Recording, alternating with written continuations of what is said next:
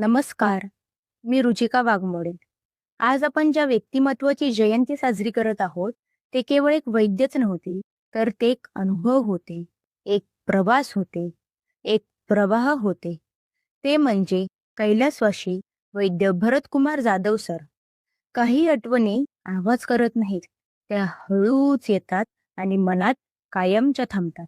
मी पहिल्यांदाच मालेगावमधील सरकारी रुग्णालयात गेले. मनात प्रश्नच प्रश्न होते. आयुर्वेद खरंच लोकांच्या जीवनात बदल घडवतो का? या गर्दीत, या गोंधळात शांतता कुठे सापडणार? असे अनेक प्रश्न मनात घोंगाळत होते. रुग्णालयात तर प्रचंड गर्दी होती. आवाज होता, घाई होती, पण तरीही एक वेगळीच शांतता जाणवत होती. कुठलाही मोठा बोर्ड नाही, कुठलीही जाहिरात नाही. तरीही रुग्ण मागे वळत नव्हती. मी स्वतःलाच प्रश्न केला, हे कसं शक्य आहे?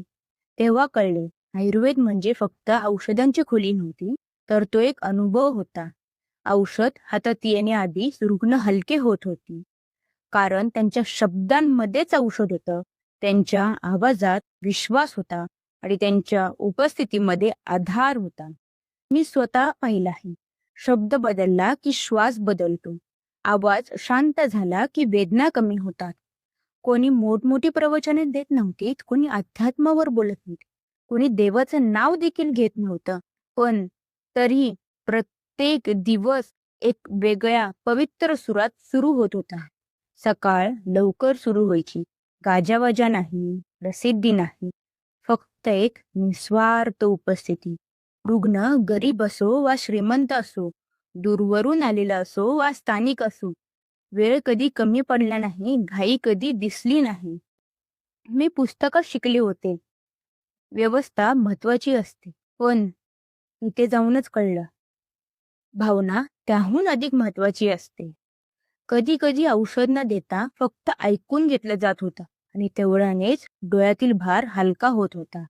त्या दिवसात माझ्यात काहीतरी बदलत होतं. मी फक्त वैद्यक शिकत नव्हते, तर मी वैद्य होण्याचा अर्थ शिकत होते. आज आपण वैद्य भरतकुमार आयुर सेवा महोत्सव साजरा करत आहोत. हा केवळ एक कार्यक्रम नाही, तर हा आठवणी जपण्याचा प्रयत्न नाही, तर हा त्यांचे विचार पुढे नेण्याचा संकल्प आहे. कारण काही व्यक्ती शरीराने नसतात, पण त्यांच्या आठवणी प्रत्येक क्षणात जाणवत राहतात. वैश्विक गुरुकुल ही केवळ एक जागा नाही, तो एक प्रवास आहे, एक प्रवाह आहे.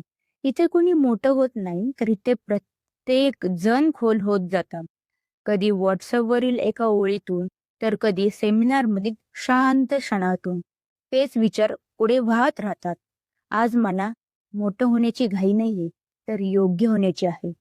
कारण आपण आज काही नवीन निर्माण करत नाही आहोत. आपण आज फक्त तेच पुढे नेत आहोत, जे कधीतरी शांतपणे सुरू झालं होतं. आपण फक्त एक व्यक्ती आठवत नाही, तर आपण त्यांचे विचार जिवंत ठेवत आहोत. कैलासवासी वैद्य भरतकुमार जाधव सर, आपण आज शरीराने आमच्यात नसाल, पण प्रत्येक रुग्णाच्या विश्वासात, प्रत्येक विद्यार्थ्यांच्या संकल्पात आणि प्रत्येक आयुर्वेदिक स्पर्शात आपली उपस्थिती कायम आहे.